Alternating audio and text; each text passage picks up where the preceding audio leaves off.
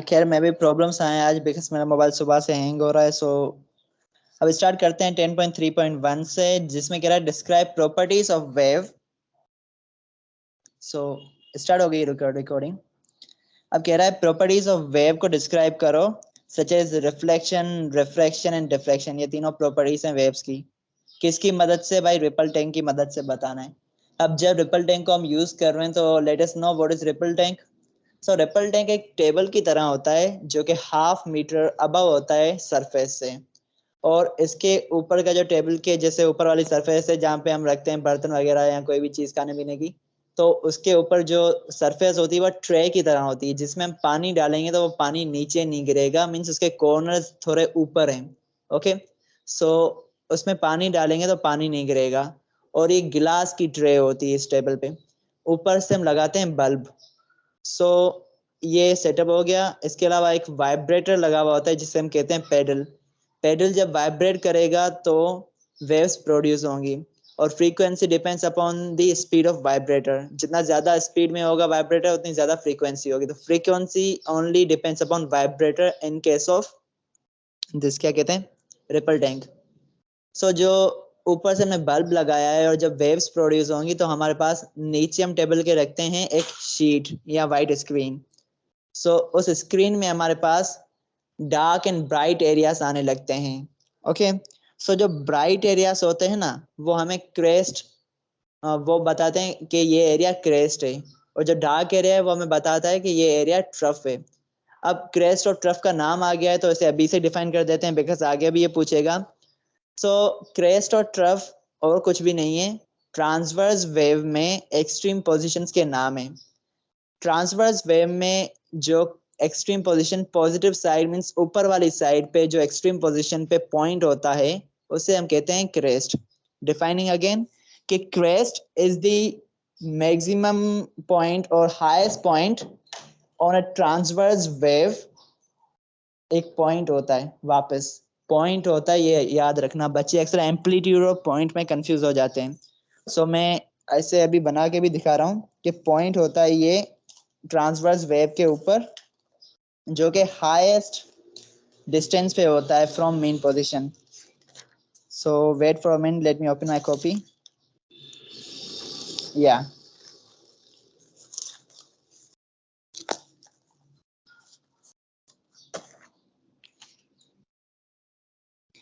Screen show हो रही है तो मुझे थम्स अप दे दें।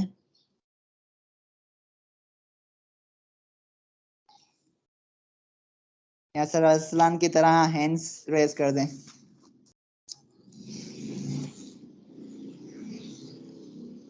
Okay, thank you.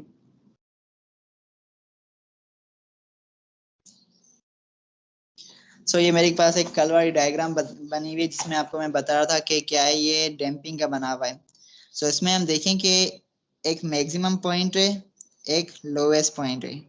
Okay, so maximum point जो होता है ना ऊपर वाली साइड में, जिसे हम कहते हैं कि पॉइंट क्रेस्ट, ऐसे कहते हैं हम क्रेस्ट, पहले इसका नाम बता दो, क्रेस्ट, और ऐसे हम कहते हैं trough. Okay, trough. So crest is the point on maximum positive distance. ये हमारे पास लाइन होती है, ऊपर वाला ऐसा पॉजिटिव होता है, नीचे हम नेगेटिव कहते हैं। जैसे हम ग्राफ बनाते हैं तो उस लिहाज से हम कहते हैं कि crest is point on maximum positive displacement. Okay, या डिस्टेंस। एक और डेफिनेशन देखें क्रेस्ट की, तो crest is the highest point from mean line या मीन इक्विलिब्रियम लाइन। और ट्रफ को देखें तो ट्रफ की डेफिनेशन इससे उल्टी होगी कि maximum negative distance from mean line. Okay, या एक और कह दो कि low point on lowest distance from mean line. तो ये क्रेस्ट और ट्रफ की डेफिनेशन है हमारे पास। बच्चे अक्सर कंफ्यूज हो जाते हैं, और आप ना हो तो इसलिए मैं बता दूं कि क्रेस्ट और ट्रफ जो होते हैं वो पॉइंट होते हैं, एक्सट्रीम पोजीशंस होती हैं ट्रांसवर्स वेव में। ओके, सो क्रेस्ट और ट्रफ को आप एम्पलीट्यूड से मत मिला देना। एम्पलीट्यूड डिस्टेंस होता है maximum distance from mean line, और क्रेस्ट होता है maximum point on maximum distance. Crest और ट्रफ्स होते हैं point on maximum distance. Crest ऊपर है तो हम कहते हैं पॉजिटिव डिस्टेंस है, ट्रफ नीचे तो हम कहते हैं नेगेटिव डिस्टेंस है। लेकिन ये पॉइंट होते हैं मैक्सिमम डिस्टेंस पे, और एम्पलीट्यूड खुद डिस्टेंस होता है, तो इस चीज में कंफ्यूज नहीं होने का। उसके बाद हमारे पास आ जाता है रिपल टैंक की कंस्ट्रक्शन, आपको सबको जहन में आ गई। और ब्राइट एरियाज हमें क्रेस्ट को शो कर रहे हैं और डार्क एरियाज ट्रफ को शो कर रहे हैं। सो अगर कोई एमसीक्यू आ जाए तो ये बात याद रखना कि ब्राइट एरियाज क्रेस्ट रिप्रेजेंट करेंगे और डार्क एरियाज ट्रफ को रिप्रेजेंट करेंगे। ओके, अब आ जाते हैं रिफ्लेक्शन को। रिफ्लेक्शन को हमने डिटेल में पढ़ा हुआ है, किसमें? ऑप्टिक्स में। ऑप्टिक्स में हम कहते थे एक सरफेस है, उसका एक परपेंडिकुलर बनाते थे नॉर्मल, एक लाइट रे आ रही होती थी और वो रिफ्लेक्ट हो जाती थी इन सच ए वे कि एंगल ऑफ इंसिडेंस जो होता था वो एंगल ऑफ रिफ्लेक्शन के इक्वल होता था। ओके, सो यहाँ पे लाइट रेज थी और यहाँ पे रिपल टैंक में हम देख रहे होते हैं वाटर के थ्रू, तो वाटर होता है। Okay, suppose water ripple tank में इस तरह से डायरेक्शन इस साइड है, सही, वाटर आगे जा रहा है। और यहाँ पे मैं कोई बैरियर प्लेस कर दूं, सपोज मैंने ये बैरियर प्लेस कर दिया, तो वाटर इस पे लग के वापस इस साइड में जाना शुरू कर देगा। ओके, ये लॉजिक की बात है। और सपोज ये इसका नॉर्मल हो गया, तो यहाँ पे आप देखेंगे एक एंगल बनेगा इंसिडेंस और यहाँ पे एक एंगल बनेगा रिफ्लेक्शन का। ओके, सो ये वही कॉन्सेप्ट है, बस यहाँ पे लाइट रेज थी, यहाँ पे वाटर वेव्स हैं और कोई भी चीज नहीं है। इसकी डेफिनेशन देख लें तो कहें कि वेन एवर, जब कभी water waves hit on the surface of a barrier, it reflects in such a way that angle of incidence is equal to the angle of reflection। एक डेफिनेशन ये होगी। दूसरा ये कहते हैं कि waves traveling whenever we put a barrier in water waves in such a way that it reflects the water waves into the first medium in such a way that angle of incidence is equal to angle of reflection. इस तरह से आपका concept clear हो, 2-3 definitions बना सकते हैं आप। First ये पता होना चाहिए कि वेव्स आ रही होती हैं और जब हम कोई बैरियर रखें वाटर में तो वो रिफ्लेक्ट कर जाती हैं फर्स्ट मीडियम में, और बैरियर को हम कहते हैं सेकंड मीडियम में, और वाटर की जो वेव्स होती हैं उसे हम कहते हैं फर्स्ट मीडियम। तो वाटर में जब हम वाटर फर्स्ट मीडियम है, उसमें वेव्स ट्रेवल कर रही हैं, और उसमें जब हम बैरियर डालें में सेकंड मीडियम रख लें और सेकंड मीडियम को कुछ इस एंगल से रखें कि वाटर वेव्स उसे टच करके उसे हिट करके वापस पहले वाले मीडियम मींस वापस वाटर में ही चली जाएं, तो उसे हम कहते हैं reflection of water waves. Okay, so ये सिंपल सा फिनोमिना होता है रिफ्लेक्शन का। और जैसा हमने रिफ्लेक्शन को ऑप्टिक्स में पढ़ा है वैसे ही रिफ्लेक्शन को भी पढ़ेंगे, लेकिन इसमें आप सबको क्लियर है। और मेरी screen record sorry screen share हो रही है, तो थम्स अप दे दें दोनों चीजों के लिए।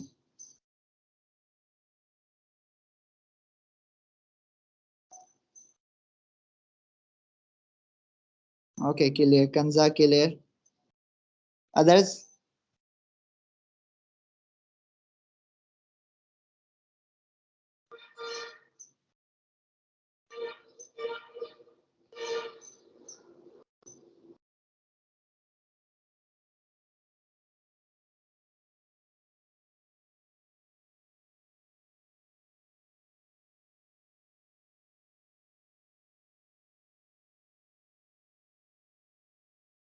आई गेस जीयू इज अगेन अगदस। सो आप सबको क्लियर है और मैं आगे जाने की करूंगा अभी। तो रिफ्लेक्शन के बाद आ जाता है हमारे पास रिफ्रैक्शन का अमल।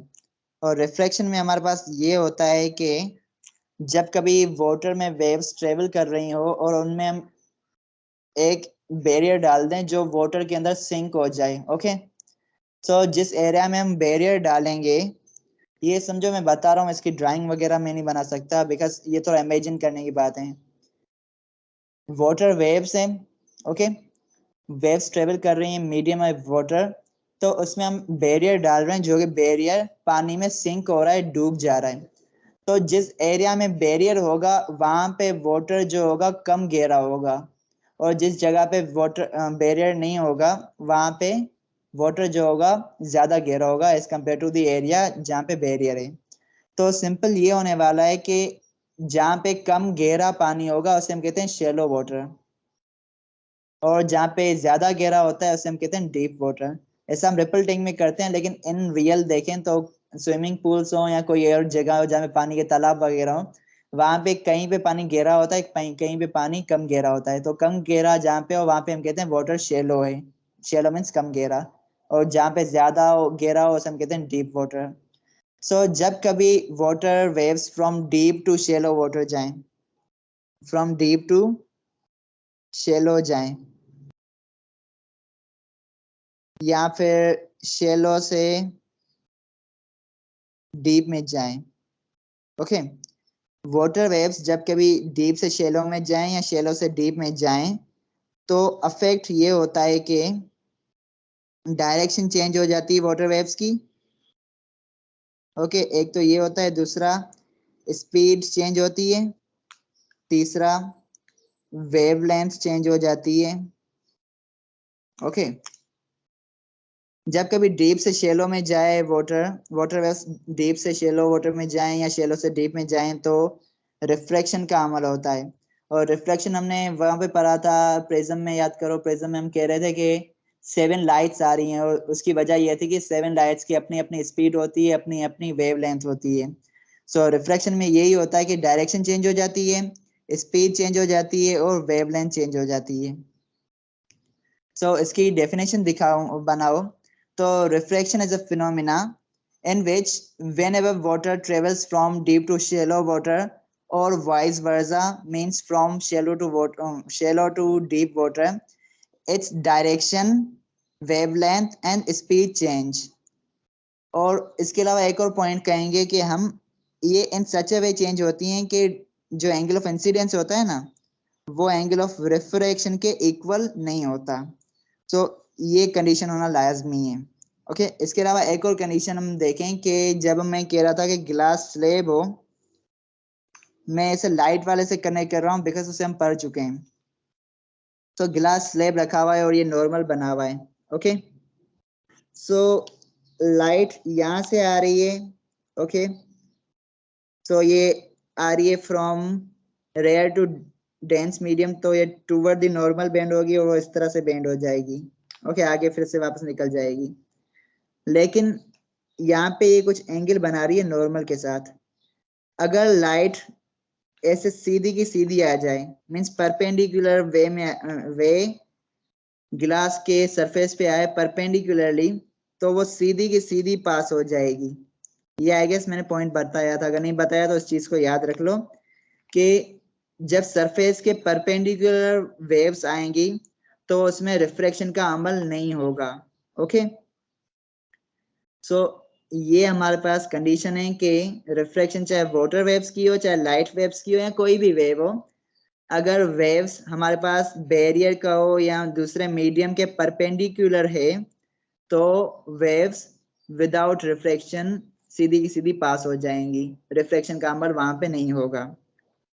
एक और पॉइंट में बता दूं कि रिफ्रैक्शन जो होती है ना, तो रिफ्रैक्शन जो होती है, रिफ्रैक्शन, ये इसकी स्पेलिंग है, it is mainly due to change in speed, okay. Refraction basically speed में चेंज होने की वजह से होती है, ओके। स्पीड चेंज होगी तो वेवलेंथ भी चेंज होगी। As we know that speed या कहो velocity is equal to lambda F, और velocity is equal to lambda over time period. दोनों फॉर्मूला हैं तो दोनों में लैम्डा आ रहा है। इस फ्रीक्वेंसी हमें पता है depends only upon vibrator, deep water shallow water उस पर कोई इफेक्ट नहीं पड़ रहा। बाकी लैम्डा देखें, स्पीड चेंज इंक्रीज हो रही है तो मींस लैम्डा बढ़ रहा है, मींस वेवलेंथ की बढ़ रही है, और स्पीड डिक्रीज हो रही है तो मींस वेवलेंथ डिक्रीज हो रही है।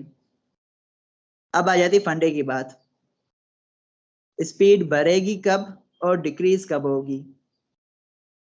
सवाल आता है एमसीक्यू में भी आ जाए कि स्पीड कब इंक्रीज होगी और कब डिक्रीज होगी। सो जब कभी डीप से शेलो वाटर में जाएंगी वेव्स, ऐसा होगा तो स्पीड डिक्रीज होगी, स्पीड डिक्रीज होगी मीन्स वेवलेंथ भी डिक्रीज होगी। Okay, decrease in wavelength lambda. और वाइज वर्सा कर दो, या मैं लिख लूं कि जब कभी शेलो से डीप वाटर में जाएंगी वेव्स, सो स्पीड क्या होगी, उल्टा होगा, अब इंक्रीज होगी, स्पीड इंक्रीज होगी, और जो वेवलेंथ है वो भी इंक्रीज होंगी। सो ये पॉइंट्स हैं दो, ज़हन में रख दीजिएगा, मे भी कभी एमसीक्यू बन जाए। इसके अलावा आई डोंट थिंक मेरे पास कुछ और लिखा हुआ है रिफ्लेक्शन पे। So these are the only things जो मुझे पता थी इस पे, और यही हमारे काम की है अभी। अब आ जाता है डिफ्रैक्शन। डिफ्रैक्शन ऐसा अमल होता है या ऐसा फिनोमिना है जिसमें जब कभी जो वाटर वेव्स ट्रेवल कर रही हैं, सपोज ये वाटर वेव्स हैं और इनकी डायरेक्शन अभी इस साइड है, ओके, ये ट्रेवल कर रही हैं, और बीच में मैं एक स्लिट रख दूं, या ऑब्स्टेकल कहते हैं बाधा हो या कोई रुकावट हो, सो स्लिट आ जाए या कोई ऑब्स्टेकल्स आ जाएं और उनके बीच में से इसे क्रॉस करना हो, ओके। सो ये क्रॉस करने के बाद आपने अक्सर देखा होगा वाटर वेव्स इस तरह से सेमी सर्कल्स में बेंड हो जाती हैं, आ रही सीधी सी सेमी सर्कल्स में बेंड हो जाएंगी। सो इसी अमल को हम कहते हैं diffraction. Diffraction is a phenomena in which we will see that whenever water waves travel through any slit or through any obstacles, it bends in semicircles. जरूरी नहीं semicircles में ये bend हो, because इसमें तीन conditions आ जाती हैं कि अगर जो ये distance है इन स्लिट का, खड्डे का, या इन दो ऑब्स्टेकल्स के बीच का जो डिस्टेंस है जिनमें से ये पास हो रही है, अगर वो डिस्टेंस स्लिट्स के बीच में से गुजरने का डिस्टेंस बड़ा है वेवलेंथ से, ओके, अगर जो डिस्टेंस है उन दोनों के बीच में वो वेवलेंथ से बड़ा है, तो ये होगा कि जो वेवलेंथ उससे पास होंगी ना, तो उससे पास होने के बाद वो सेमी सर्कल्स नहीं बनाएंगी, बेंड होंगी, लेकिन वो सेमी सर्कल्स तो नहीं बनाएंगी। So waves will not form semi circles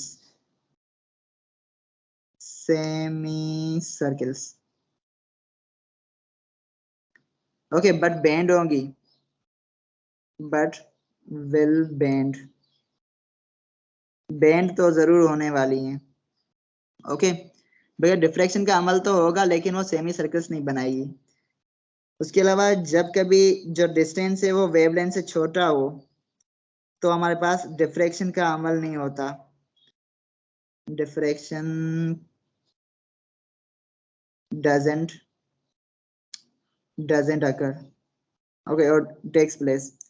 जब कभी इन दो स्लिट्स के, यहाँ थोड़ा बड़ा बना के दिखा दूं, ये स्लिट्स हैं, इनके बीच में जो डिस्टेंस है इसकी बात मैं कर रहा हूँ, इनके बीच का डिस्टेंस अगर वेवलेंथ से छोटा होगा तो डिफ्रैक्शन नहीं होगी, वेवलेंथ से बड़ा होगा तो बेंड तो होगी, सेमी सर्कल्स नहीं बनाएगी। तीसरी कह दें पॉइंट, तो जब कभी ये डिस्टेंस जो होगा वो वेवलेंथ के इक्वल होगा, तब हमारे पास सेमी सर्कल्स बनेंगे। तो ये कंडीशंस हैं, इवन दो ये थोड़ा एक्स्ट्रा नॉलेज था, बनेंगे, ओके। ये एक्स्ट्रा नॉलेज का पॉइंट है, but still maybe MCQ आ जाए और मेरे जहन में, तो मैंने बता दी कि कब हमारे पास सेमी सर्कल्स बनेंगे और कब नहीं बनेंगे, okay. Will bend without making semi circles, यही बताया। उसके बाद हमारे पास आ जाता है लास्ट एसएलओ आई गेस, जिसमें हमारे पास कुछ अलग सी डिमांड्स हैं। उन पे जाने से पहले मुझे थम्स अप दे दें, ये तीनों की तीनों चीजें आपको क्लियर हैं तो थैंक यू।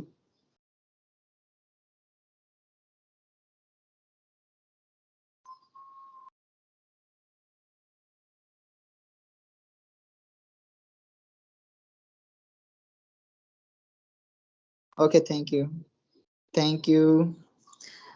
अब आ जाता है हमारे पास last SLO of this chapter, उसके बाद साउंड को शुरू करेंगे। यहाँ पे वेव्स अगर क्लियर हैं तो वहां पे साउंड में आपको रिफ्लेक्शन का अमल है या कुछ और वेव्स की चीजें हैं, लॉन्गिट्यूडनल वगैरह, वहां पे कंफ्यूजन नहीं होगी। तो यहाँ पे जो भी सवाल है पूछ लो। आखिरी एसएलओ आ जाता है हमारे पास प्रॉपर्टीज ऑफ वेव्स को हमने देख लिया, रिपल टैंक के 10.3.1, देन आता है 10.4 characteristics of wave. So wave के पास स्पीड होती है, तो उसे डिफाइन करो। स्पीड को हम नॉर्मली जो डिफाइन करते हैं गाड़ियों की स्पीड वगैरह को तो हम क्या कहते हैं, distance travelled per second, okay, या number of metres travel in per second. सो जो डेफिनेशन हमारे पास नॉर्मली होती है स्पीड की, वही डेफिनेशन यहाँ पे भी अप्लाई होगी कि definition of wave is defined as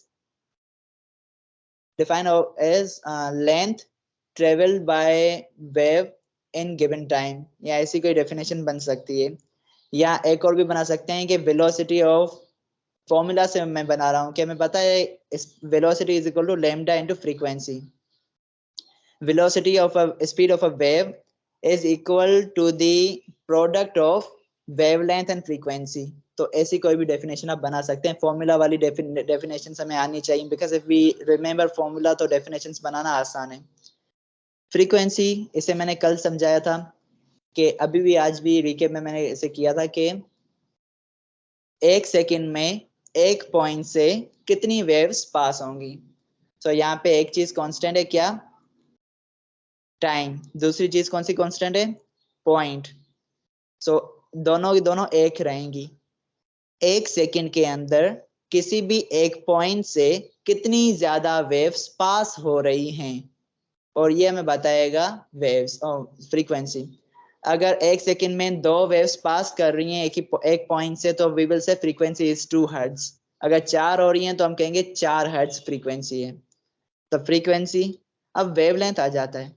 wavelength को मैं थोड़ा डीप में बताऊंगा, इसकी 6 से 7 डेफिनेशंस बन सकती हैं। क्रेस्ट और ट्रफ का मैंने कॉन्सेप्ट आपको दे दिया है, तो उनसे भी मैं मदद लूंगा।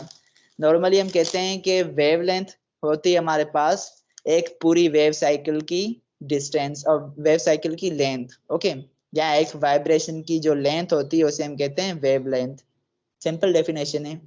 कॉन्सेप्ट को थोड़ा बड़ा करते हैं, मे बी एमसीक्यूज बन जाए वेवलेंथ से, तो आ जाइए। मैं एक ट्रांसवर्स वेव बनाऊंगा, ओके ओके फाइन। हमने ये देखा है कि इसने भी आई गेस कल बताया था कि यहाँ से लेकर यहाँ तक का जो डिस्टेंस होगा पूरी एक वेव का, उसे हम कहेंगे वेवलेंथ। बिकॉज ये ले लो और इस नीचे वाले पार्ट को फ्लिप करके इस साइड लेके आओ, एक सर्किल बन जाएगा जिसे हम कहेंगे वेव साइकिल।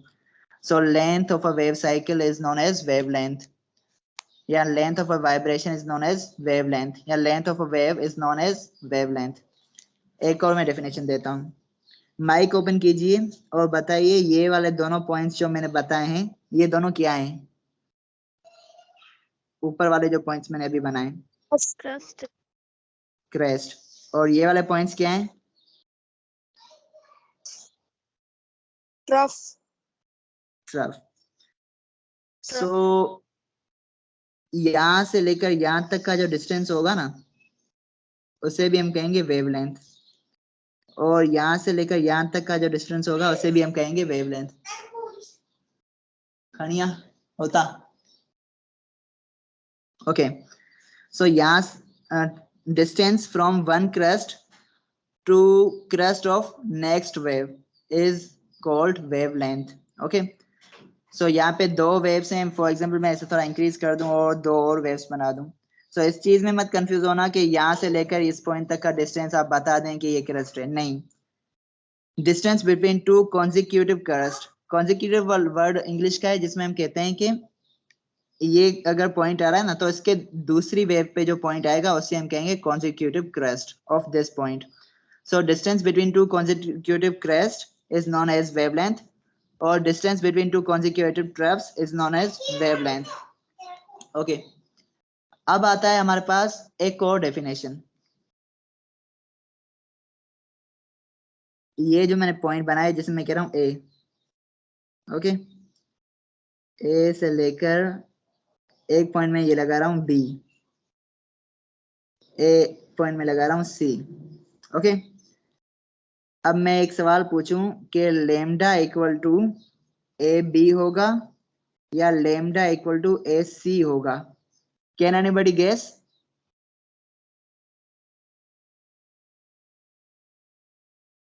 गलत ही बोलो लेकिन बोले कोई बंदा। AC. AC. AC सही है और ये वाला गलत है।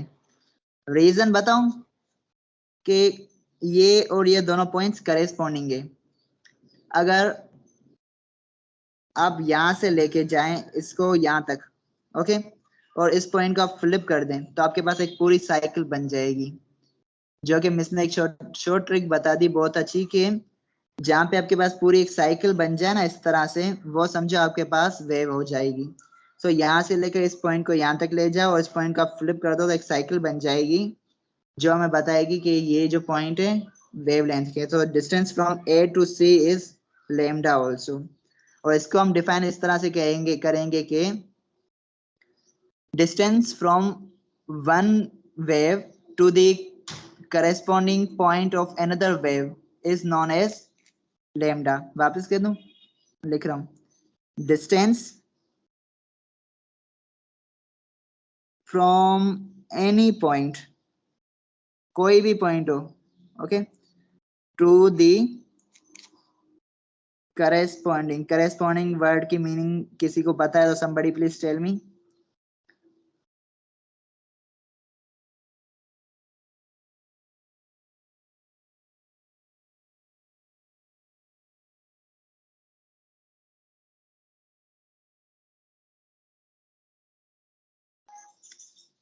डिस्टेंस फ्रॉम एनी पॉइंट मैंने अभी यहाँ पे ये लिया था।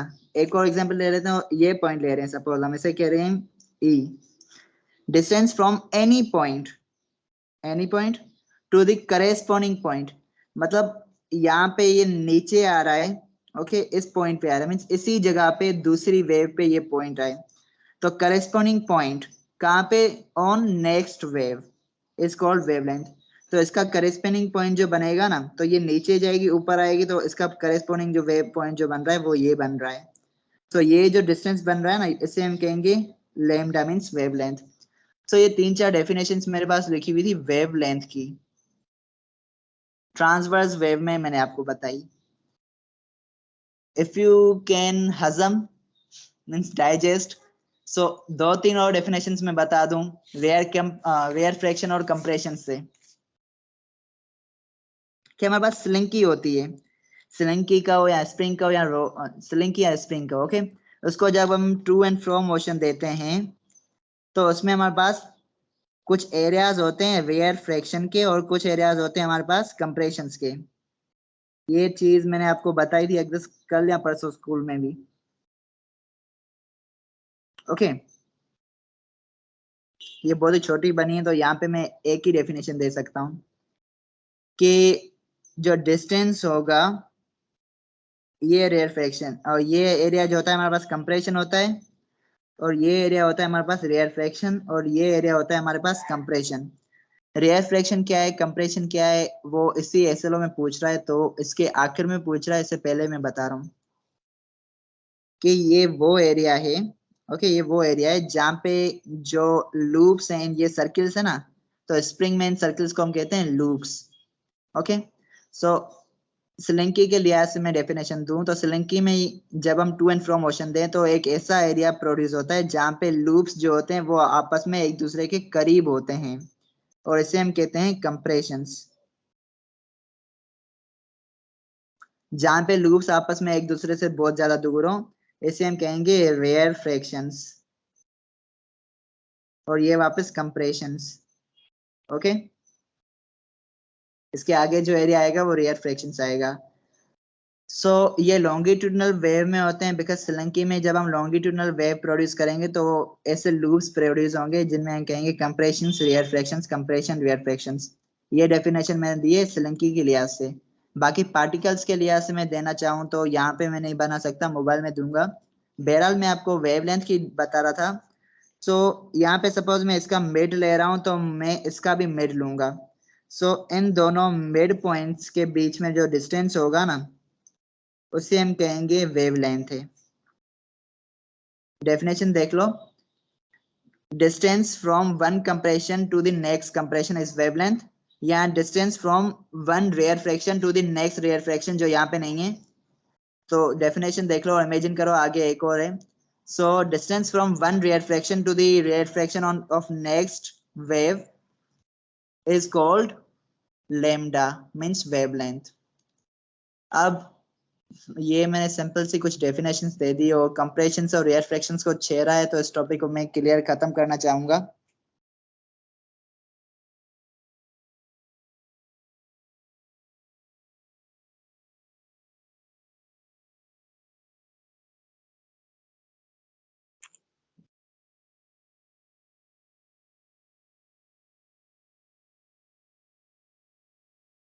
Voice is not clear.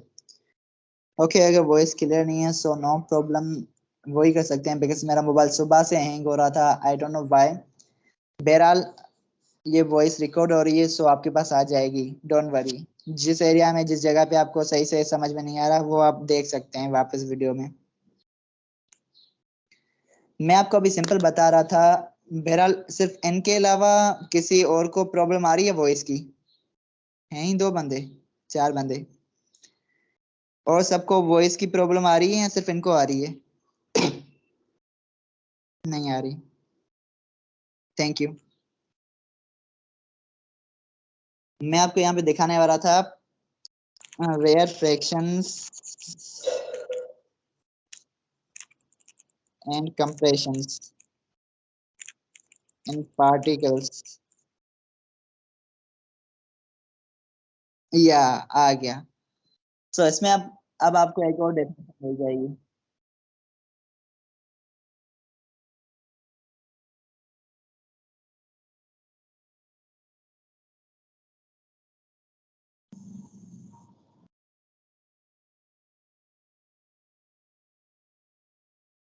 तो ये आपको लॉन्गिट्यूडनल वेव की दे रहा है एग्जांपल, और रेयर फ्रैक्शंस और कंप्रेशंस हमारे पास लॉन्गिट्यूडनल वेव्स में क्रिएट होते हैं, जबकि क्रेस्ट और ट्रफ्स हमारे पास ट्रांसवर्स में क्रिएट हो रहे हैं। सो इसमें आप देखें, ये वीडियो चल रही है, तो कुछ एरियाज आप ऐसे देखेंगे जहाँ पे पार्टिकल्स एक दूसरे से मिले हुए हैं, और कुछ में पार्टिकल्स दूर दूर हैं, कुछ गैप है उनके बीच में।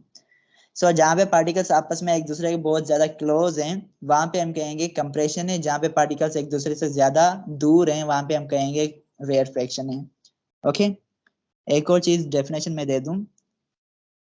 डेफिनेशन ये है कि areas where the density of particles is high. वापस रिपीट करूं, एरियाज जहां पे पार्टिकल्स की डेफिनेशन ज्यादा है, वो एरियाज, हम उन एरियाज को कहेंगे कंप्रेशंस। जहां पे पार्टिकल्स मिले मिले हुए हैं ना, वहां पे आपको ज्यादा पार्टिकल्स दिखाई देंगे, और वहां पे पार्टिकल्स की ज्यादा डेंसिटी होगी। सो एरियाज वेयर पार्टिकल्स है, areas where the density of particles is high are called compressions. And इसका अपोजिट कर दो, areas where the density of particles is low और less are called rarefactions. So compressions और rarefactions की ये simple सी 2 definitions हैं मेरे पास। एक तो जहाँ पे पार्टिकल्स एक दूसरे के करीब हो, या पार्टिकल्स की डेंसिटी ज्यादा हो, तो वो कंप्रेशन है, और जहाँ पे पार्टिकल्स की डेंसिटी कम हो या पार्टिकल्स एक दूसरे से दूर हो, वो एरियाज हमारे पास रेयर फ्रैक्शंस हैं। तो यहाँ तक सबको क्लियर है? तो प्लीज थम्स अप। वेव्स, मैंने सिर्फ आपको अभी तक ये 2 चीजें समझाई थी कॉपी के थ्रू, के वेवलेंथ और रेयर फ्रैक्शन और कंप्रेशंस का।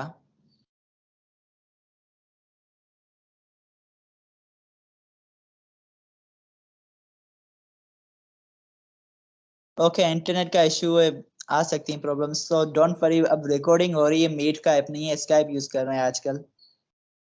क्लियर है कंसाइन दामनी को, and guest is typing means ऐसे भी क्लियर है। अगदस पे नालो लिखी दो करना। सो क्रेस्ट हो गया, ट्रफ हो गया, वहां पे जाके देखते हैं हमसे क्या क्या पूछ रहा था।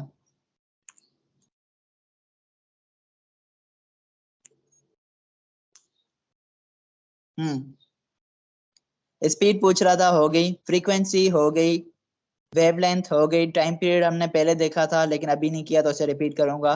एम्पलीट्यूड को भी रिपीट करूंगा। क्रेस्ट और ट्रफ देखें, ट्रांसवर्स वेव में होते हैं, हो गए। वेव साइकिल को अभी रिपीट नहीं किया तो कर दूंगा। कंप्रेशन एंड रेयर फ्रैक्शन क्या होते हैं, इनको भी अभी डिटेल से बता दिया, और यहाँ पे वेवलेंथ को भी मैंने अच्छे से डिटेल से समझाया है।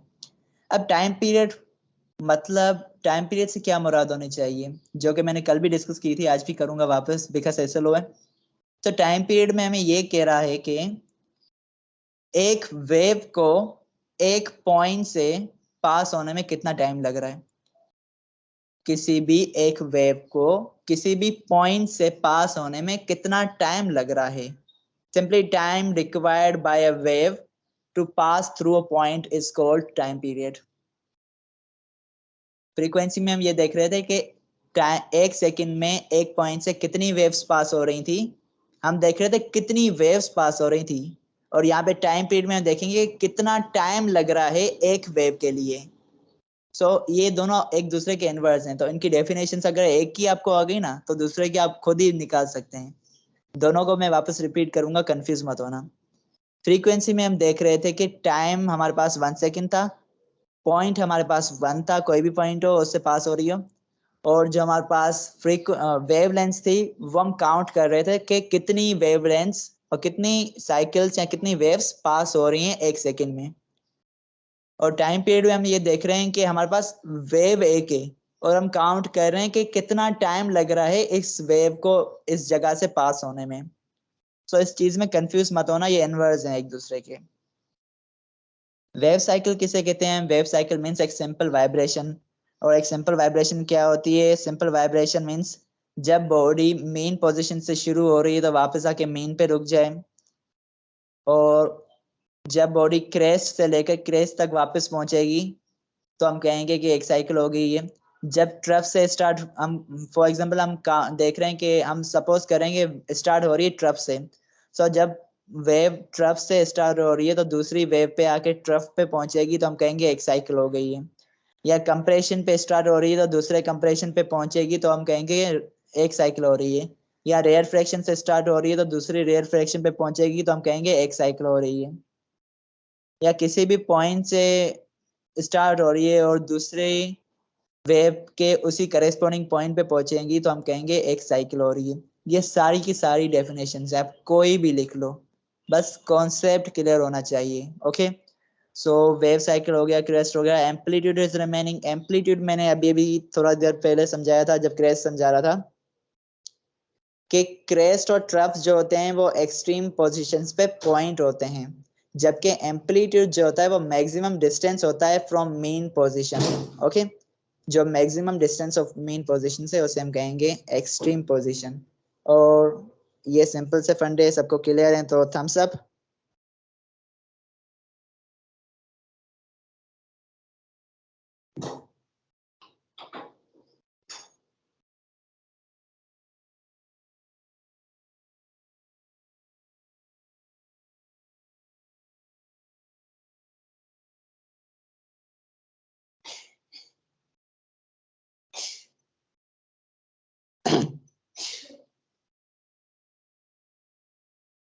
इसके साथ हमारे पास एसएलओस खत्म होने को जा रहे हैं। आखिरी एसएलओ रहता है जिसमें हमें कह रहा है कि स्पीड का फॉर्मूला आपको डिराइव करना है। तो लेट्स डू दिस।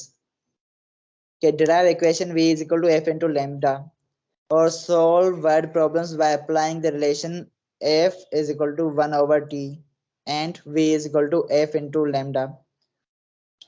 ये बच्चों वाली चीजें अभी करते हैं, आ जाइए।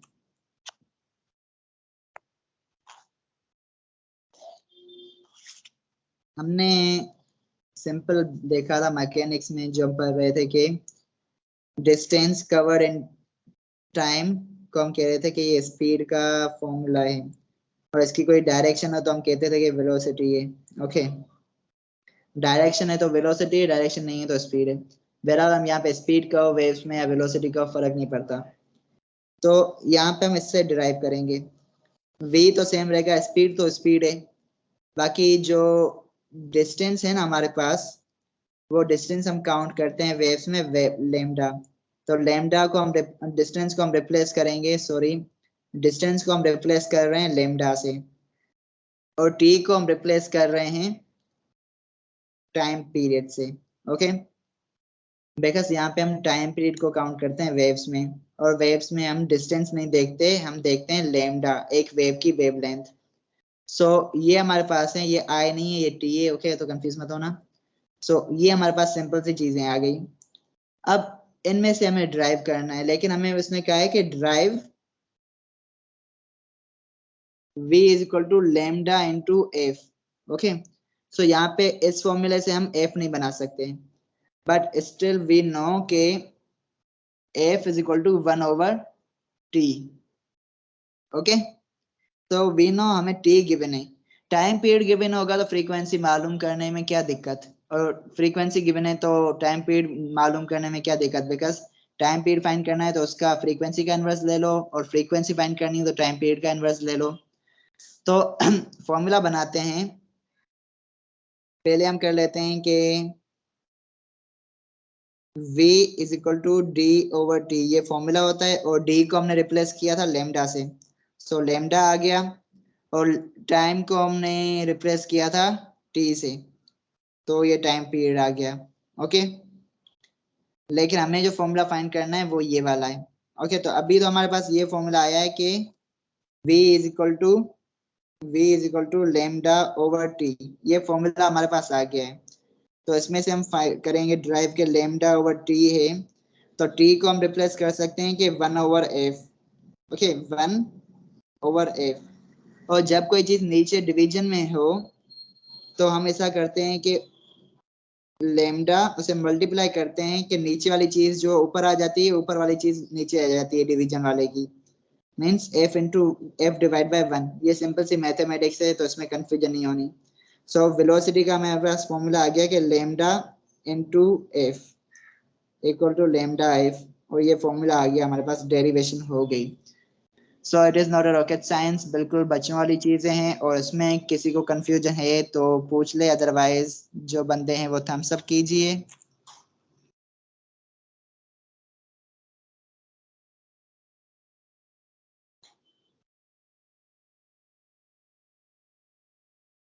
आगे सबको क्लियर है। अब मैं जा रहा हूँ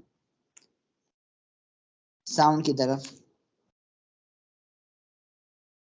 1 घंटा रहता, सॉरी 40 मिनट रहते हैं समझे, 40 मिनट में हमें ये एसरो निकालने हैं, और ये बिल्कुल छोटा सा चैप्टर है जिसमें हमें छोटी सी डिस्कशन ही करनी है।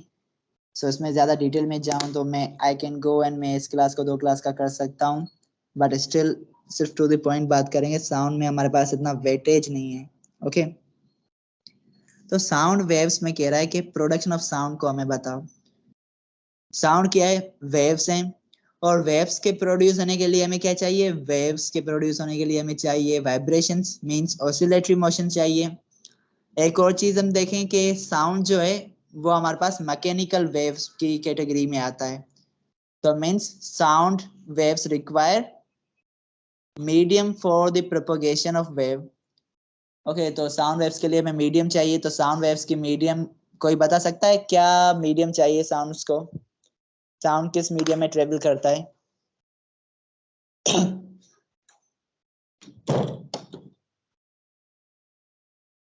Is there anybody who can tell me? Air और मतलब एयर, बाकी तो भी। एयर में भी करता है, नॉर्मली एयर में ही करता है, लिक्विड्स में भी करता है, और सॉलिड्स में भी करता है। सॉलिड्स में भी करता है।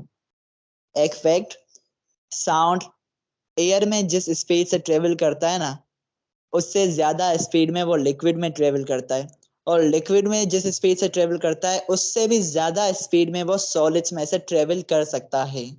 ओके, रीजन देना चाहिए तो रीजन ये है कि एयर में पार्टिकल्स एक दूसरे से दूर होते हैं, लिक्विड में थोड़ा क्लोज होते हैं, और सॉलिड्स में बिल्कुल पैक्ड होते हैं, तो साउंड्स को ट्रेवल करने के लिए मीडियम अच्छा मिल जाता है पार्टिकल्स का, तो वो उसके थ्रू अच्छे से स्पीड से ट्रेवल कर जाता है। That is the small thing. अब आ जाते हैं फैक्ट्स को साइड रख के, describe the longitudinal nature of sound waves. Production को हम कहेंगे, प्रोडक्शन ये कि कभी भी वाइब्रेशंस होगी किसी भी बॉडी में, तो हमारे पास मीडियम एयर का होना चाहिए, या लिक्विड होना चाहिए, या कोई भी सॉलिड होना चाहिए, तो हमारे पास साउंड की वेव्स प्रोड्यूस भी होंगी और ट्रेवल भी करेंगी from one part two the another part. Describe करना है कि साउंड की लॉन्गिट्यूडनल नेचर है। साउंड हमारे पास लॉन्गिट्यूडनल नेचर में आता है, और इसकी मैंने पहले से ही रिसर्च करके रखा था।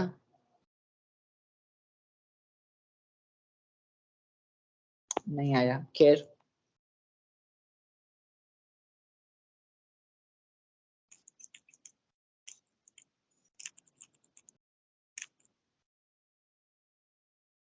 या इसके आई गेस एग्जाम्पल हमारे पास होगी बुक में भी।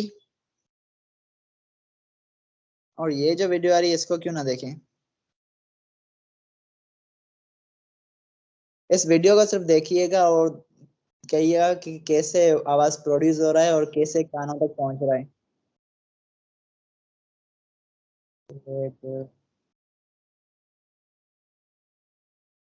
इसी को मैं पहले दिखा रहा हूँ।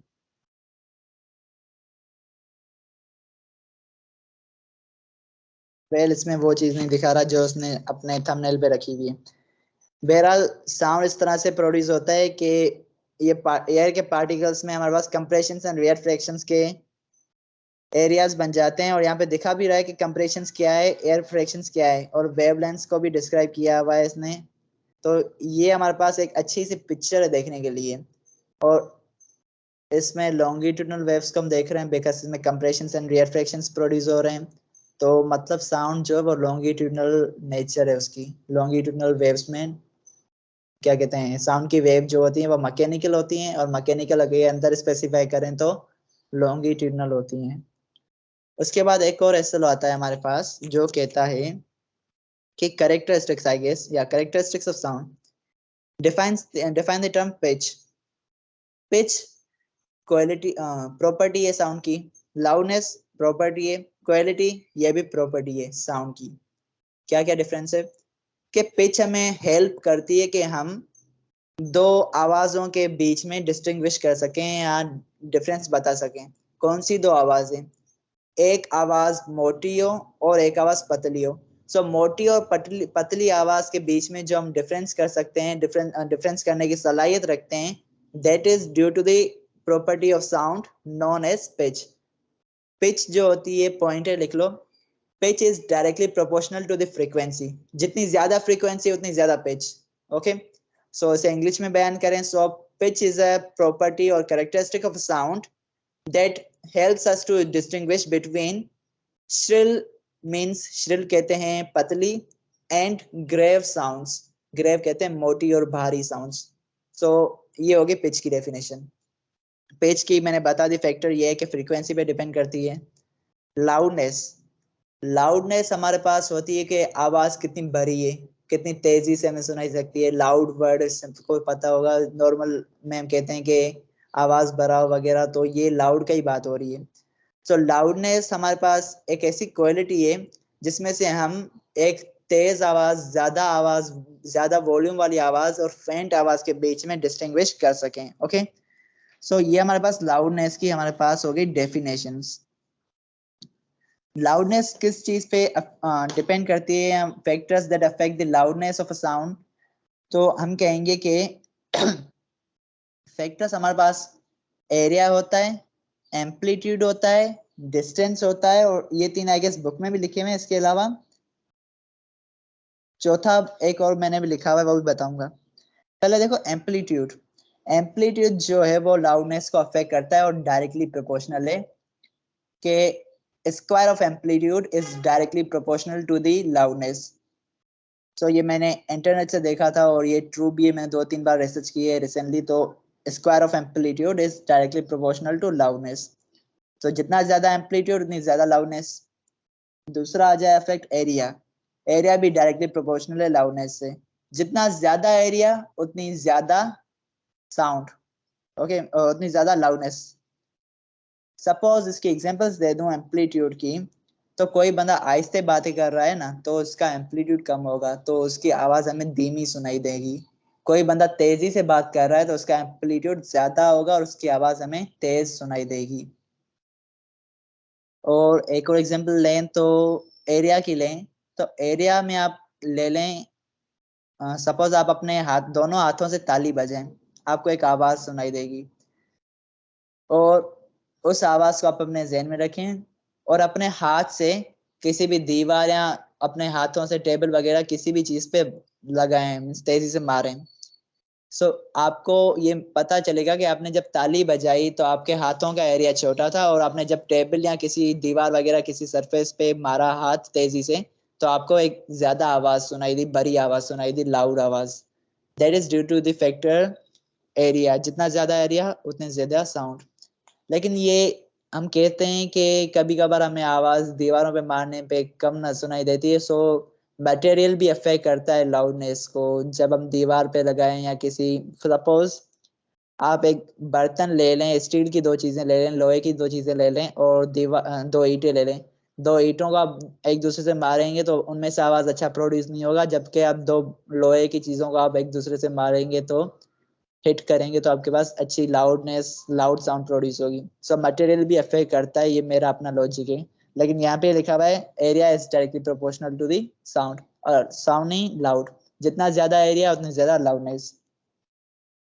डिस्टेंस, डिस्टेंस ये अब मेले मलाखरे घूमे हुए हमने, स्पीकर्स लगे हुए होते हैं, दावतों में देखें तो स्पीकर्स लगे हुए होते हैं, लेकिन ये गाड़ियों में देखें, गाड़ियों में भी हम स्पीकर्स यूज कर रहे हैं, या हम एक दूसरे से बातें कर रहे हैं तो स्पीकर्स लगे हुए हैं, या हम अपने स्कूल की असेंबली देख लें तो स्पीकर्स लगे हुए हैं। अब स्पीकर्स वगैरह की बात मैं कर रहा हूँ कि कोई बंदा है जो माइक पे बोल रहा है, हमें ऑलमोस्ट हर जगह पे आवाज सुनाई दे रही है, लेकिन जो बंदा स्पीकर से बहुत ज्यादा दूर खड़ा है तो वहां पे हमें हमें आवाज कम सुनाई देती है। सही है, एज कम्पेयर टू द बंदा जो स्पीकर के करीब खड़ा है। मीन्स डिस्टेंस जो है वो इनवर्सली प्रोपोर्शनल है। अगर डिस्टेंस इंक्रीज हो रहा है स्पीकर से, अब स्पीकर चाहे ये क्या कहते हैं डीजे स्पीकर्स हो या नॉर्मली हमारा माउथ हो, और हम स्पीक कर रहे हैं तो हमें भी, एक बंदे को भी हम स्पीकर कह सकते हैं, तो चाहे स्पीकर कोई भी हो। लेकिन जब कोई बंदा स्पीकर के करीब है, मीन्स डिस्टेंस कम है स्पीकर और बंदे के बीच में, तब लाउडनेस ज्यादा होगी। और जब बंदा दूर हो तो डिस्टेंस ज्यादा होगा स्पीकर और बंदे के सुनने वाले के बीच में, तो हमारे पास लाउडनेस कम होगी। Means distance is inversely proportional to the loudness. एक और हमारे पास है सेंसेशन। सेंसेशन ये मैंने कही कि फैक्टर है, और इसका रीजन ये है कि हर बंदे की अपनी सेंसेशन होती है। कोई बंदा आहिस्ता बात कर रहा हो और सामने कोई ऐसा बंदा हो जिसकी सेंसेशन अच्छी हो तो वो आपकी आवाज सुन लेगा, और अगर आप चीख रहे हो और आगे वाले बंदे की सेंसेशन अच्छी नहीं है तो आपकी आवाज आगे वाले को समझ में नहीं आने वाली। ओके, और वो कहेगा क्या बोल रहा है यार। ये सेंसेशन भी अफेक्ट करती है लाउडनेस को। उसके बाद तीसरी क्वालिटी, तीसरी प्रॉपर्टी क्वालिटी। क्वालिटी एक ऐसी प्रॉपर्टी है जो कि हमें दो, अच्छा ये जितनी भी प्रॉपर्टीज हैं ये हमें दो या दो से ज्यादा साउंड्स के बीच में डिस्टिंग्विश करने में हेल्प कर रही हैं, लेकिन वो अलग अलग तरीके से डिस्टिंग्विश करवा रही हैं। लेकिन ये क्वालिटी ऐसी चीज है जिसमें अगर हम पिच को भी सेम कर दें और लाउडनेस को भी सेम कर दें, उसके बाद भी अगर हम डिस्टिंग्विश कर सकते हैं किसी भी चीज के बीच में, तो किसी भी दो साउंड्स के बीच में, तो मतलब उन दो साउंड्स की क्वालिटी डिफरेंट है। मैं पियानो और हारमोनियम की आवाज सुनूंगा तो दोनों के भले एम्पलीट्यूड और दोनों की लाउडनेस और पिच सेम हो, तो भी मैं उन दोनों की साउंड्स पे डिफरेंस कर सकता हूँ। अगर मैं अपने भाई की आवाज सुनूं और अकदस की सुनूं तो मुझे डिफरेंस सुनाई देगा। मीन्स दोनों की आवाज अपनी अलग है, दोनों की आवाज की क्वालिटी अलग है। तो हर बंदे की आवाज की क्वालिटी, हर इंस्ट्रूमेंट की आवाज की क्वालिटी, या हर साउंड की क्वालिटी डिफरेंट होती है। ओके, पिच और लाउडनेस अगर दोनों सेम है उसके बाद भी अगर हम डिस्टिंग्विश कर सकते हैं तो मतलब इनकी डिस्टिंग्विश कर सकते हैं, तो that is due to the quality of sound. ये तीन चीजें हैं हमारे पास, और तीनों प्रॉपर्टीज अगर आपको क्लियर हैं तो thumbs up,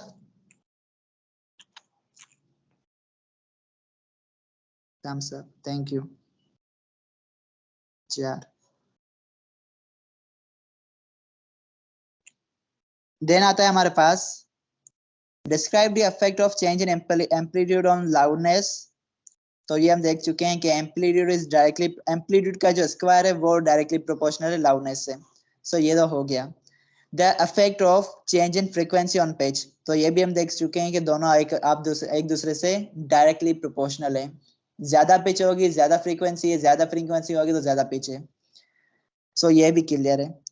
define intensity and state H unit.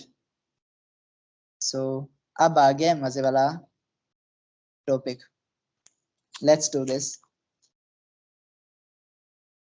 वैसे किसी के ज़हन में है इंटेंसिटी क्या चीज थी जो हमने पढ़ी थी?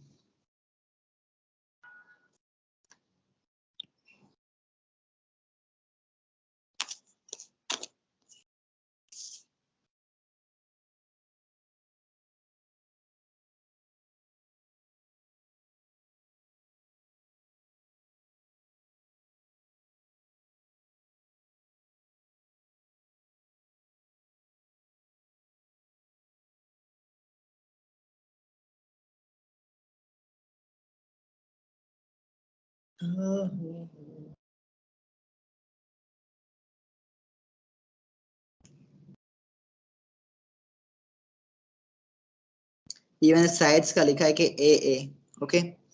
सो ये एक यूनिट एरिया है, इसमें से ये जो साउंड की समझो एक साउंड की एक आ रही है वेव आ रही है जो कि परपेंडिकुलर है इस एरिया के सरफेस के परपेंडिकुलर है, सही है। सो इस सरफेस के परपेंडिकुलर है और ये सरफेस जो है वो यूनिट एरिया है। अब इसकी डेफिनेशन ये कहती है कि जब कभी साउंड एनर्जी, ये आ रही है sound energy, okay, sound energy किसी यूनिट एरिया से परपेंडिकुलरली पास हो और वो भी 1 सेकंड में, okay, in a unit time. 1 second का हो या यूनिट टाइम का हो, बात सेम है, वापस यूनिट टाइम कंफ्यूज मत होना इन चीजों में, ओके। सो जब कभी साउंड किसी भी यूनिट एरिया से परपेंडिकुलरली 1 सेकंड के अंदर पास हो उसे हम कहते हैं इंटेंसिटी। इसकी डेफिनेशन ये है कि intensity is the sound energy, हाँ भाई साउंड एनर्जी है, passed through a unit area. Area क्या है? Unit area. इसको अगर मैं करूं मल्टीप्लाई तो a इंटू ए स्क्वायर हो जाएगा, तो ये एरिया हमारे पास है unit area, okay. So sound energy pass through a unit area held perpendicular. Perpendicular means जो ये एरिया है इस साउंड एनर्जी के परपेंडिकुलर होना चाहिए। So held perpendicular to it in a unit time. Time जो होना चाहिए वो 1 सेकंड यूनिट टाइम होना चाहिए। बुक में मेरे ख्याल से ऐसे ही लिखी हुई है, मेरी कॉपी में जो लिखी हुई है, sound energy sorry intensity is the sound energy passed through a unit area per second placed perpendicular to the direction of propagation of sound wave। सो वही डेफिनेशन है, वही जो मैंने यहाँ पे डायग्राम बनाई है, वही कॉन्सेप्ट आ रहा है हमारे पास, ओके। सो यहाँ पे इसका फॉर्मूला आएगा, साउंड क्या है? Energy, okay.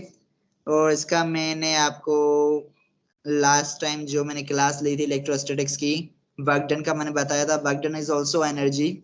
सो एनर्जी का जो यूनिट होगा वो मुझे बताइए क्या होगा? What could be the unit of energy?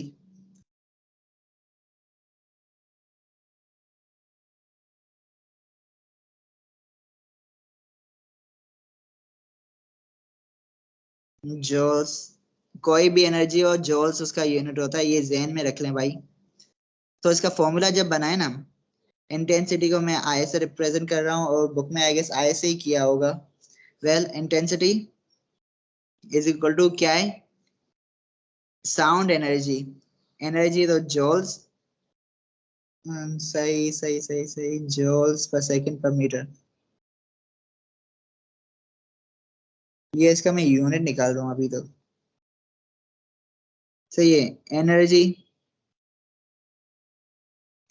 Energy passed through a perpendicular area, सही है, डिवाइड बाय एरिया और इन अ यूनिट टाइम। टाइम क्या होना चाहिए? यूनिट टाइम होना चाहिए, तो ये टाइम आ गया। सो एनर्जी का हमारे पास यूनिट होता है जूल्स, एरिया का टाइम यूनिट होता है हमारे पास मीटर स्क्वायर और टाइम का यूनिट हमारे पास होता है सेकेंड्स, ओके। सो ये इसका फॉर्मूला है हमारे पास, और ये जो मैं कर रहा हूँ ये इसका मैं यूनिट ड्राइव कर रहा हूँ कि जूल्स पर सेकेंड, देख लो, जूल्स पर सेकेंड इक्वल होता है वोल्ट, वोट के, ओके, जिसे हम डब्ल्यू से रिप्रेजेंट करते हैं। So joules per second means watt per metre square, और जैसे हम सिंपली लिखते हैं watt into metre minus power -2, okay. तो ये इसका यूनिट भी हो गया हमारे पास, ऐसा यूनिट ये होता है और फॉर्मूला ये होता है और ये कॉन्सेप्ट है।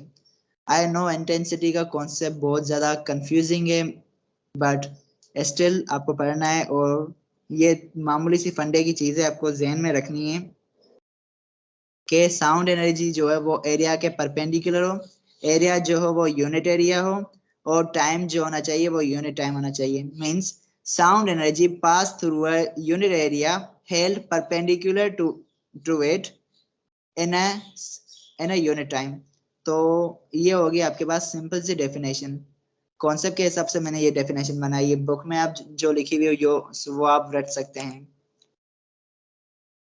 क्लियर है? Thank you. अगदस,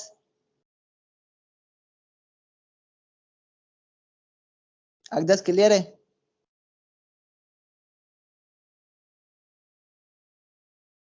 आई गेस वापस तो ये नेट भाई।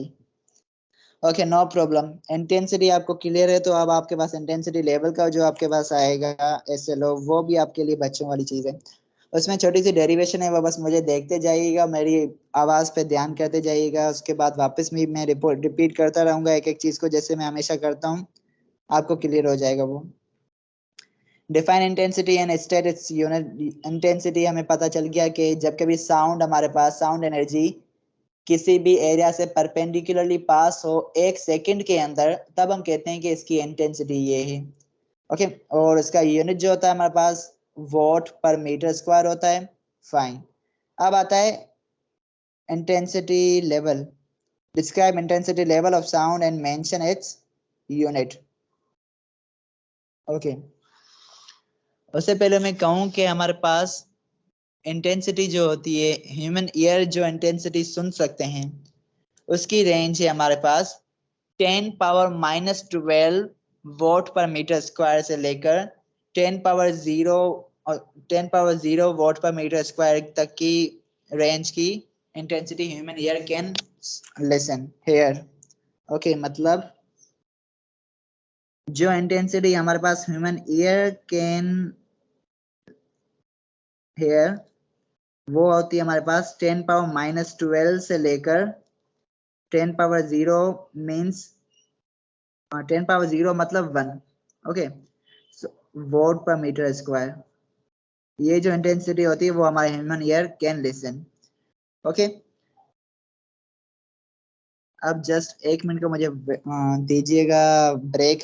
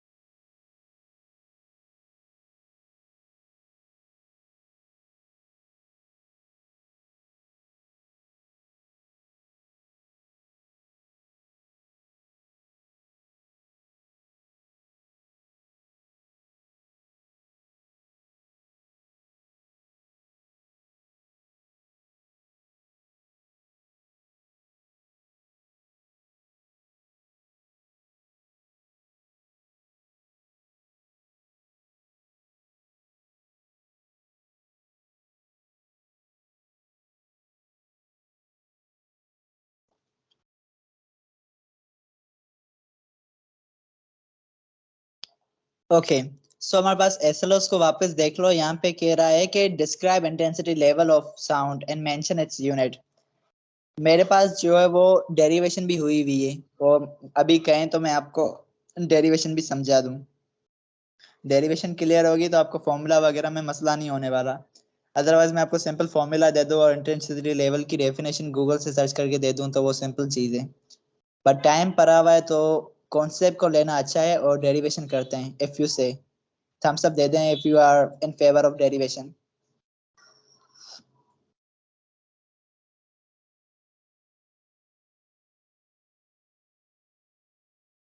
ओके,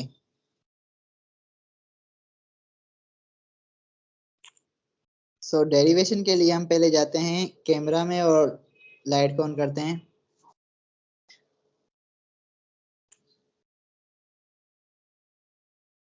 डेरिवेशन के लिए हमें ये चीज पता होना चाहिए जो अभी मैंने बताई कि साउंड जो कम से कम साउंड जो human ear can listen that is 10⁻12 what पर मीटर स्क्वायर एंड जो ज्यादा से ज्यादा सुन सकता है वो हमारे पास 10⁻0 वॉट पर मीटर स्क्वायर या सिंपली 1 वॉट पर मीटर स्क्वायर। इससे ज्यादा सुनेगा तो उसके लिए पेन होगा। ओके, अब एक रिलेशन है हमारे पास कि लाउडनेस जो होती है साउंड की वो डायरेक्टली प्रोपोर्शनल होती है लॉग ऑफ इंटेंसिटी की। ओके, लाउडनेस जो होती है वो डायरेक्टली प्रोपोर्शनल होती है लॉग ऑफ इंटेंसिटी के, और ये भी मैं बता रहा हूँ intensity level. Okay, intensity level describe कर रहा हूँ। सो रिलेशन ये याद रखना कि loudness is directly proportional to the log of intensity. Okay, अब लाउडनेस को हम रिप्रेजेंट कर रहे हैं एल से, प्रोपोर्शनलिटी हटाते हैं इक्वल लगाते हैं, और इक्वल लगाते हैं तो एक हमारे पास कांस्टेंट आता है जिसे हम कहते हैं के, और सेम हमने नीचे उतार दिया, उसे मैं कहूंगा इक्वेशन 1। ओके, यहां तक क्लियर है। अब एक और चीज हम देखते हैं कि हमारे पास फेंटेस्ट साउंड जो होता है वो हमारे पास होता है 10⁻12 का, जो कि हम सुन सकते हैं। ओके, सो हम आई नोट से रिप्रेजेंट करते हैं फेंटेस्ट या जो कम से कम आवाज 10⁻12 है जो हम सुन सकते हैं उसे। ओके, सो अब एक और चीज मैं कहूंगा कि छोटे से छोटा आवाज is directly proportional to the log of, ये दूसरा रिलेशन दे रहा हूं, आई नोट। आई नोट अभी मैंने बताया क्या है, 10⁻12 मीन्स कम से कम आवाज जो इंसान सुन सके। ओके, ये रिलेशन आ गया। Similarly L note, L note mean loudness को मैं कह रहा हूँ। ओके, फेंटेस्ट लाउडनेस और ये loudness of any sound is directly proportional means square equal आएगा, एक कांस्टेंट आएगा कि जैसे हम कहेंगे के, और लॉग आएगा आई नोट का, इसे कहेंगे हम इक्वेशन 2। ओके, अब आ जाते हैं हम सिंप्लीफाई करने पे, सिंप्लीफाई करेंगे। Okay, simplify by subtracting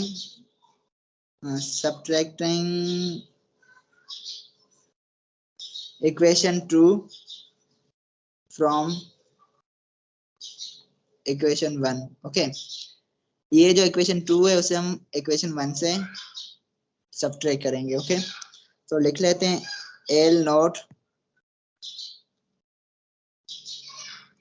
is equal to K log into, हाँ एल नॉट, और ये आ जाएगा नीचे हमारे पास L is equal to K log I. Okay, ये इक्वेशन 2 है, ये इक्वेशन 1 है। ओके, अब जब इसे हम सब्ट्रैक्ट करेंगे तो ये हमारे पास आएगा कि L minus L naught. Okay, और यहाँ पे हमारे पास आएगा K log I naught in minus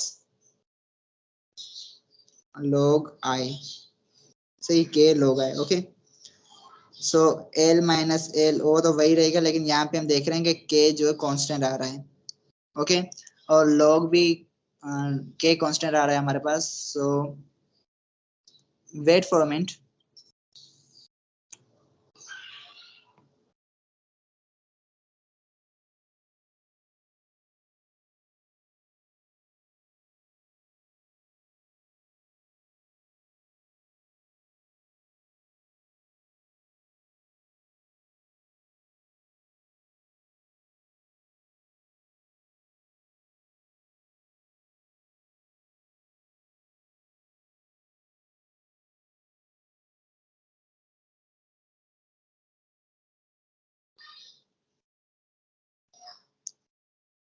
sorry, मैं अपनी मौज मस्ती में आगे चला गया और मैं थोड़ा गलत कर गया। एक्चुअली हमें करना था इक्वेशन 2 को इक्वेशन 1 से सब्ट्रैक्ट, और मैंने इक्वेशन 1 को इक्वेशन 2 से सब्ट्रैक्ट कर दिया, उल्टा कर दिया। सो इसी चीज को मैं वापस लिख लूंगा जल्दी से। L is equal to K log into I, L naught is equal to K log into I naught. Okay, L minus L naught equal to K log I minus K log I naught. Okay, so L minus L naught तो same रहेगा, वही steps आ गया। अब मैं उसी जगह पे आ गया। यहाँ पे K जो है वो कॉमन आ रहा है, सो K कॉमन आ गया, log I minus log I note, यहाँ तक। If you remember class 9th में हमने पढ़ा था लॉगरिथम में, क्लास मैथ्स में लॉगरिथम की प्रॉपर्टीज में देखा था कि log a divide by b is equal to log a minus log b। सही है। सो इस कंडीशन को हम यहाँ पे अप्लाई करने वाले हैं, बिकॉज यहाँ पे लिखा हुआ है log I minus log I naught. So ऐसे सिंपली हम ये लिख सकते हैं कि k log, यहाँ पे माइनस हो रहा है तो डिवाइड कर देंगे, I divide by I naught. Okay, ये हो गई हमारे पास फॉर्मूला। और यहाँ पे k की वैल्यू अक्सर हम सपोज करते हैं कि 1 है, k जो होता है 1 के इक्वल होता है। अगर कोई गिवन हो तो अच्छी चीज है, अदरवाइज हम 1 ही रखते हैं k की वैल्यू। सो k को हम कट कर देते हैं और सिंपल फॉर्मूला रखते हैं कि l minus l naught equal to log I into divide by I naught. Okay, और ये जो l माइनस l नॉट आ रहा है ना, ये हमारे पास होती है इंटेंसिटी लेवल।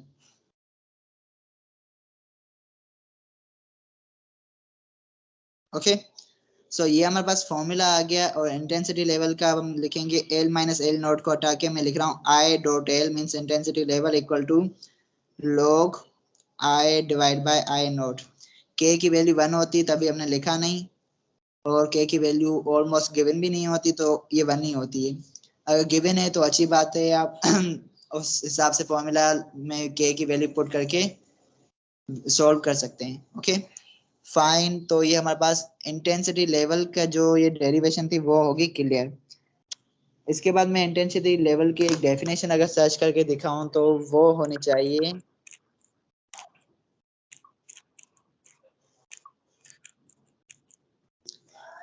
अच्छा एक और पॉइंट ले लो, लिख लो पॉइंट कॉपी में, कि जो फेंटेस्ट इंटेंसिटी होती है जो कि इंसान का एयर सुन सकता है वो हमारे पास होती है 10⁻⁻12 की, और उसे हम कहते हैं zero bell.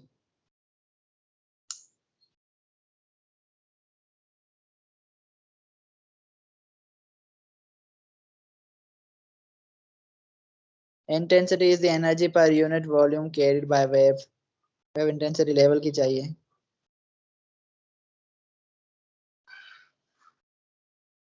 although the units for sound intensity, no, खैर काम की वैल्यू नहीं आ रही है हमारे पास अभी आई गेस।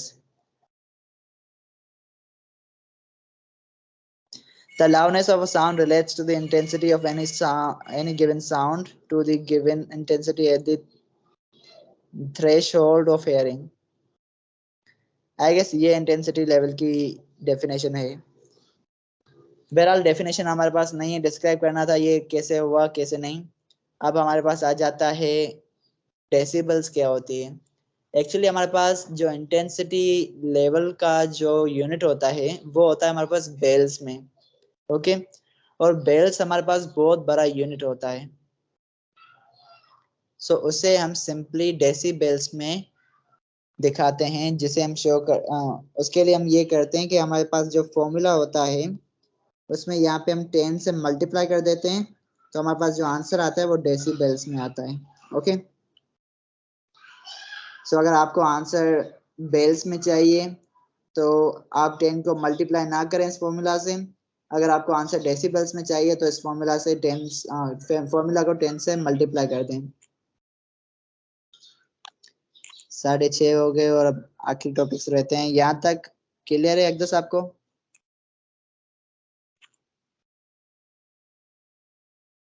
अकदस क्लियर है?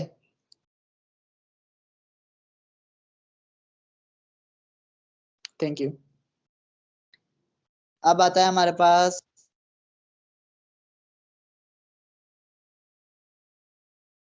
ओके अब ऐसा आता है solve word problems related to intensity level of sound. तो फॉर्मूला मैंने आपको डिराइव करके दिया है, और इस फॉर्मूला को पुट करें, वैल्यूज को ले लें और सॉल्व करें। हो सकता है इसकी कोई मैं वर्ड प्रॉब्लम आपको भेज दूं ग्रुप पे। अब आ जाता है हमारे पास 11.3.1 describe nuisance as annoying individuals by the people things conditions. बस सिंपल कह रहा है कि नॉइज हमें एनॉय करता है। हाँ भाई, शोर हमें तंग करता है। पहले बताओ ये शोर होता क्या है। साउंड दो टाइप्स में आता है।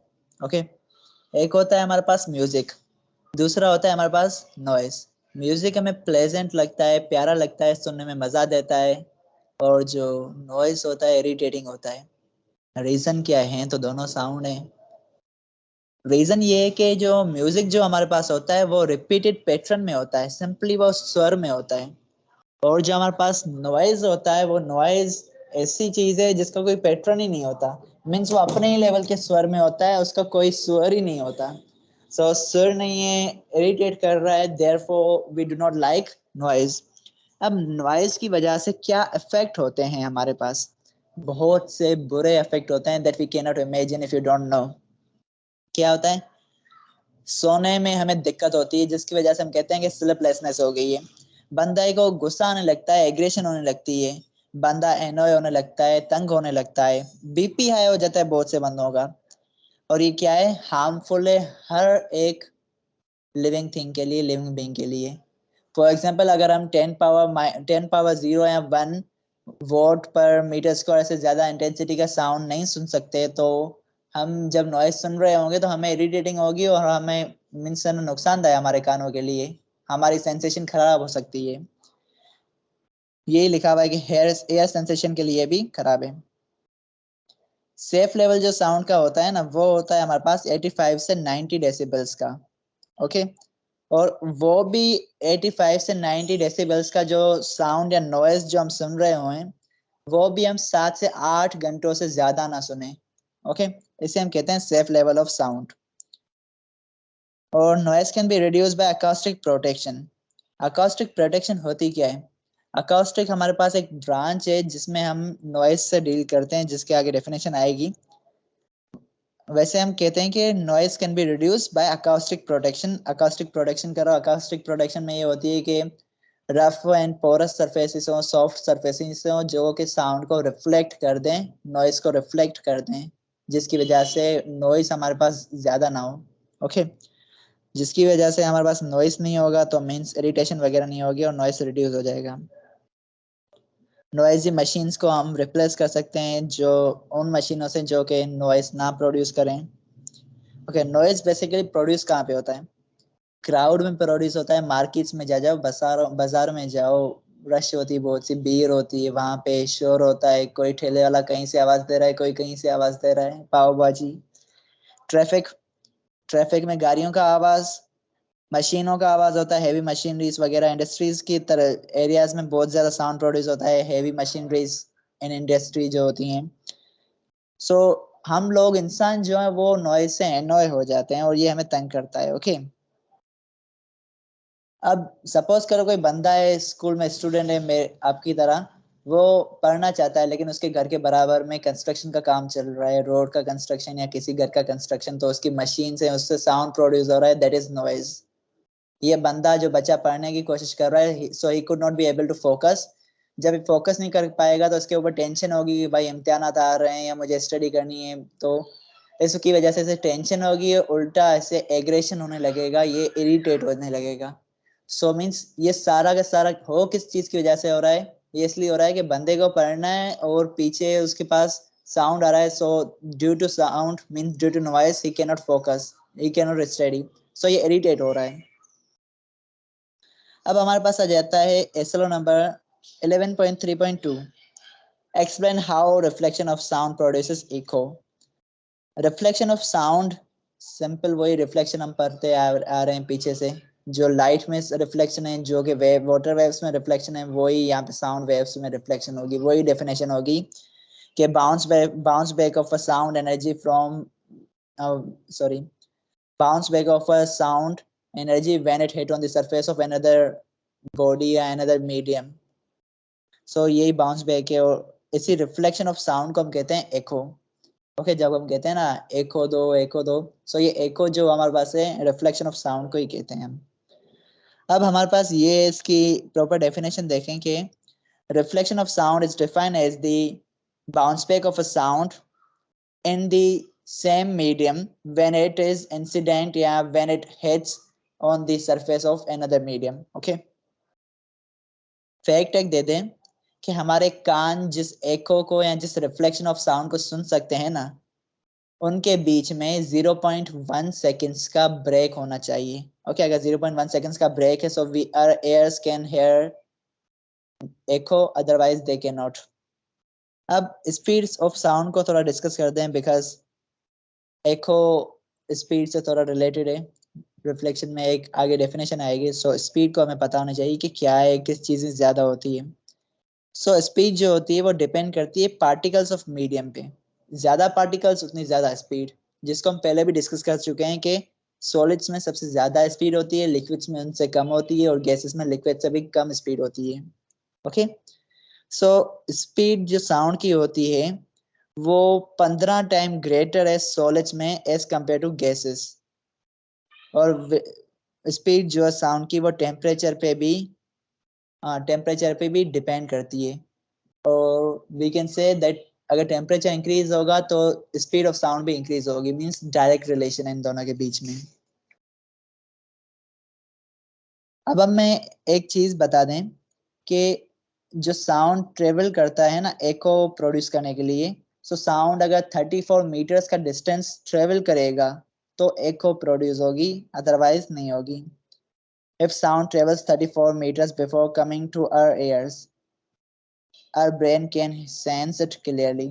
और उसका रीजन ये है कि साउंड की स्पीड जो होती है वो होती है 340 meters per second in air. Okay, और हमारे एयर जो साउंड सुन सकते हैं, जो एको सुन सकते हैं, उनके बीच में 0.1 सेकेंड्स का गैप होना चाहिए. So if we multiply 3 into 40 और 340 into 0.1, सो हमारे पास आंसर आ रहा है 340. सो ये मैंने सिंपल एक फॉर्मूला यूज किया है कि speed is equal to distance upon time. Okay, and if I want to know distance then I would just simply multiply time with speed. So वही किया मैंने और मुझे डिस्टेंस मिल गया 34 meters. अगर सोर्स और सिंक मींस जो स्पीकर है उससे लेकर जो बंदा सुन रहा है उसके बीच में अगर 34 meters का डिस्टेंस है और बीच में एक बैरियर भी आ रहा है, ओके, मींस मैं यहाँ पे खड़ा हूँ, मेरे सामने एक दीवार है. ओके, वो दीवार क्या करेगी, साउंड को रिफ्लेक्ट करेगी. मैं दीवार से 17 मीटर दूर खड़ा हूँ और जो बंदा दूसरा सुनने वाला है वो भी दीवार से 17 मीटर दूर खड़ा है. मैं अगर यहाँ से बोलूंगा तो दीवार के पास साउंड मेरे से लेकर दीवार तक जाएगा तो 17 मीटर ट्रेवल करेगा. वहां से दीवार से रिफ्लेक्ट होके वापस आएगा तो उस बंदे के पास भी आएगा, मेरे पास भी आएगा. तो वहां से यहाँ से गया तो 17 मीटर ट्रेवल किया, वापस वहां से आ रहा है तो 17 मीटर्स ट्रेवल कर रहा है. तो 17 + 17 = 34. तो 34 मीटर से ट्रेवल करेगा तो हमें एको सुनाई देगा. ये सिंपल एको की हो गई हमारे पास एसएलओ था. I hope it is clear to you all. अब कह रहा है अकाउस्टिक प्रोटेक्शंस की डेफिनेशन बताओ, डिस्क्राइब करो ये है क्या. हमें पता है कि अकाउस्टिक प्रोटेक्शंस को लगाने से हमारे पास नॉइस रिड्यूस हो जाता है, but what is it.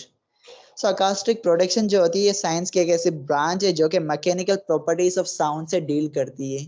Okay, और इसकी हेल्प से हम साउंड को इंक्रीज एंड डिक्रीज भी कर सकते हैं. कैसे कर सकते हैं, सो देखते हैं कि अकाउस्टिक प्रोटेक्शन एक ऐसा मेथड होता है जिसके जरिए हम नॉइज या इरिटेटिंग या अनडिजायरेबल जो साउंड होता है जो हमें तंग करे उसे हम रिड्यूस कर देते हैं, जैसे मैंने पहले भी बताया. और रिड्यूस कैसे करते हैं, सॉफ्ट और पोरस सरफेसेस का इस्तेमाल करके. होता ये है कि मैं आपको एक एग्जांपल दे दूं. आप थिएटर में जाएंगे ना तो थिएटर में आप देखेंगे कि उनकी दीवारों पे अकाउस्टिक प्रोटेक्शन होती है जिसकी वजह थिएटर के बाहर आपको साउंड नजर नहीं आता. मींस जो साउंड है, जो नॉइज है, वो वहीं पे थिएटर में उस अकाउस्टिक प्रोटेक्शन जो दीवार पे सॉफ्ट एंड पोरस सरफेस होता है उनमें साउंड एब्जॉर्ब हो जाता है, जिसकी वजह से वो रिफ्लेक्ट नहीं होता तो वहां पे एब्जॉर्ब हो जाता है साउंड एंड देयरफॉर वहां पे नॉइस प्रोड्यूस नहीं होती और हमें उसकी वजह से थिएटर के बाहर आवाज सुनाई नहीं देती। आई होप ये तीनों एसएल आप लोगों को क्लियर है। देन आ जाता है हमारे पास describe audible frequency range. So audible means that we can listen, जिसे हम सुन सकें। फ्रीक्वेंसी रेंज, फ्रीक्वेंसी को हम पहले से पढ़ते हुए आ रहे हैं। और रेंज, रेंज कहते हैं कि एक रेंज हो दो मीन्स मिनिमम और मैक्सिमम, कम से कम से लेकर मैक्सिमम हम कितना सुन सकते हैं। ओके, सो कम से कम ऑडिबल फ्रीक्वेंसी रेंज जो हमारे पास है वो है 20 hertz. Means we can listen या वी कैन हेयर वो साउंड जो कि 20 हर्ट्ज का हो। Means we can hear sound of 20 hertz frequency, कम से कम ये होता है। और मैक्सिमम जो हम सुन सकते हैं वो होता है हमारे पास 20,000 हर्ट्ज, या सिंपली कहते हैं 20 किलो हर्ट्ज। सो ये मैक्सिमम फ्रीक्वेंसी रेंज है जो साउंड हमारे एयर सुन सकते हैं। लेकिन 20,000 हर्ट्ज से ज्यादा फ्रीक्वेंसी का साउंड अगर हम सुनेंगे तो होगा ये कि हमारे कान, उनमें पेन होगा, हमारे कानों की सेंसेशन चली जाएगी और हमें सर में दर्द होगा, हम इरिटेट होने लगेंगे। ओके, सो ये हमें इरिटेट करेगा अगर 20,000 हर्ट्ज से ज्यादा फ्रीक्वेंसी है किसी साउंड की। So audible range for human ear is from 20 to 20,000 hertz. Fine. अब ये होता है कि इंफ्रासाउंड भी होता है एक, और एक अल्ट्रासाउंड भी होता है, और एक हमारे पास होता है ऑडिबल साउंड। सो इंफ्रासाउंड जो वो होता है जो हमारे पास ऑडिबल साउंड से कम हो, मींस 20 हर्ट्ज से छोटा हो। और जो अल्ट्रासाउंड है जो उस साउंड को कहते हैं जो हमारे पास ऑडिबल फ्रीक्वेंसी रेंज से भी ज्यादा हो, मींस 20,000 हर्ट्ज से भी ज्यादा हो। तो इंफ्रासाउंड हम सुन नहीं सकते और अल्ट्रासाउंड हम बेशक सुन सकते हैं बट वो हमें कानों में दर्द करेगा। So that would be harmful to listen या हार्मफुल टू हेयर। उसके बाद हमारे पास आ जाता है describe the uses of ultrasound. मानते हैं भाई अल्ट्रासाउंड हमारे कानों के लिए खराब है, पर इसके बहुत से यूजेस हैं। सो यूजेस क्लीनिंग पर्पस में होते हैं कि objects, let me read. Cleaning में इस तरह से होते हैं कि in objects with parts that are different और that are difficult to reach, जैसे कि हमारे पास स्पाइरल ट्यूब्स वगैरह हो गए, इलेक्ट्रॉनिक कंपोनेंट्स हो गए छोटे छोटे, उनको हम अल्ट्रासोनिक वेव्स की, साउंड की वेव्स के जरिए हम क्लीन करते हैं। और जो हमारे पास मशीन्स होती हैं बड़ी बड़ी, उनमें क्रैक्स वगैरह ना हो, जो उनके छोटे छोटे अंदर से पुर्जे होते हैं, कंपोनेंट्स होते हैं, पार्ट्स होते हैं, उनमें अगर कोई क्रैक्स वगैरह हैं उनकी डिटेक्शन भी हम अल्ट्रासाउंड से करते हैं। इकोकार्डियोग्राफी भी हम अल्ट्रासोनिक साउंड की वेव से करते हैं, जिसमें हम हार्ट की पूरी इमेज रिफ्लेक्शन के थ्रू देखते हैं टीवी पे। ओके, अल्ट्रासोनोग्राफी है जो कि मेडिकल की फील्ड में यूज होती है फॉर डायग्नोस्टिक इमेजिंग। ओके, इसमें यह होता है कि अल्ट्रासोनोग्राफी ऐसा करती है कि इंटरनल बॉडी के जो स्ट्रक्चर्स होते हैं जैसे कि मसल्स, ज्वाइंट्स या इंटरनल ऑर्गन्स, उनको अल्ट्रासोनिक साउंड्स को यूज करके हम देखते हैं, क्या कहते हैं, टीवी पे देखते हैं, जिसे हम कहते हैं सोनोग्राम्स। लिथोरिप्सी भी होती है कि ultrasonic waves are used to break stones in kidney. जो हमारे पास पथरी हो जाती है ना किडनी में, उनको वक्त रहते हम अल्ट्रासोनिक वेव्स को यूज करके तोड़ सकते हैं, जिसकी वजह से आखिर में वो वेस्ट के थ्रू निकल आती है बाहर बॉडी से। सो अब आ जाता है सुनार। सुनार एक ऐसी टेक्नोलॉजी जिसके जरिए हम डिटेक्ट करते हैं, नेविगेट करते हैं और कम्युनिकेट करते हैं थ्रू वाटर सरफेस। या बॉडी वाटर के अंदर कोई चीज अगर वाटर की गहराई में छुपी हुई है तो वो यहाँ से वाटर की सरफेस से कितनी दूर है डिस्टेंस मालूम करने के लिए कर सकते हैं, उसकी इमेज ले सकते हैं पूरी की पूरी। ये सारी की सारी चीजें होती हैं अल्ट्रासोनिक साउंड्स की वजह से। Okay, so these are the some uses of ultrasonic sounds, ultrasound. So thank you. With this अब हमारा साउंड का चैप्टर हो रहा है खत्म। Thank you so much and Allah Hafiz.